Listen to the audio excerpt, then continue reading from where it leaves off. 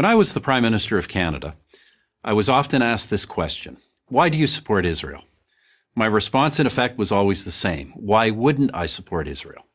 Why wouldn't I support a fellow democratic nation where open elections, free speech, and religious tolerance are the everyday norm? Why wouldn't I support a country with a vibrant free press and an independent judiciary? Why wouldn't I support a valuable trading partner and a wellspring of amazing technological innovation? Why wouldn't I support our most critical ally in the Middle East and in the international struggle against terrorism? In a rational world, in a world where simple common sense prevailed, the question, why do you support Israel, would be like asking, why do you support Australia or Canada? But we don't live in that rational common sense world. So the case for Israel has to be made over and over. I, for one, am happy to make it. Let me start with this. Every military action Israel has ever taken has been to protect itself. Israel is not an aggressor state. It's a defensive state. This has been true from its founding to this day. As a fledgling nation in 1948, Israel was immediately attacked by its Arab neighbors. Their goal was not to contain the tiny new country. It was to annihilate it. No nation came to Israel's aid. Not the United States, not my country, Canada, not the United Kingdom. No one. They all thought Israel would lose, but it didn't lose. It won. In 1967, Israel's neighbors again sought to utterly destroy the Jewish state, a nation that had then existed for 2 decades. Again, Israel prevailed, and it survived another all-out attack in 1973. Those are the big wars, but I'm not sure there's been a single day in Israel's entire history when some act of terror has not been waged against it, inside or outside its borders.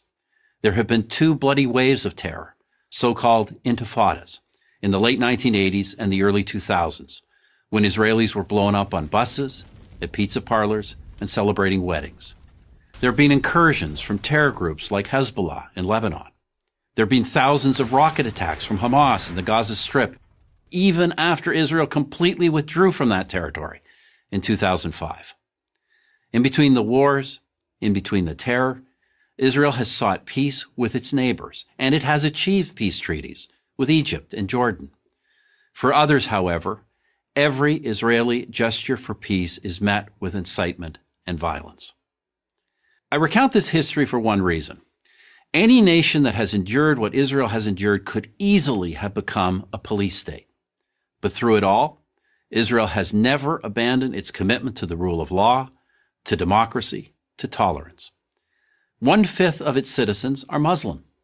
They enjoy the same rights as Jewish citizens. They occupy key positions in the nation's courts, press, and government, and they have their own parties representing them in the Knesset, Israel's parliament. To say that Muslims in Israel are the freest Muslims in the region is an understatement. How about this as a human rights test? Prisoners in Israel, be they Jewish or Arab, are well treated, well fed, and have access to the best possible medical care. Parents and spouses of these prisoners know where they are and that they are safe. Who else in the region but Israel can make that claim? Through all the wars and all the terror, Israel has survived, and especially in the last 20 years, it has thrived. It's known as Startup Nation, and with good reason. Key components of your cell phone and your laptop were designed in Israel.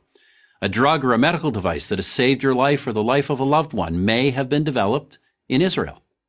Yet there are leftist politicians, activists, artists, academics, and college students who devote their lives to denouncing Israel, calling for boycotts, demanding it be cut off from academic and professional societies. Do they denounce the Palestinian leadership that hasn't held an election in well over a decade? Do they denounce the leadership of Hamas, who use women and children as human shields to protect their fighters? No, they denounce free, vibrant, democratic, innovative Israel. With all the brutal and violent regimes, not only in the Middle East, but around the world, how is one to explain singling out Israel for condemnation? Sadly, only one explanation fits: anti-Semitism. Do these haters of Israel question the legitimacy of any other democratic nation, of any nation for that matter? Of course, the answer is no. Somehow they only manage to oppose the Jewish one. The State of Israel has now existed for 70 years. It is one of the freest, most prosperous, most successful nations on earth.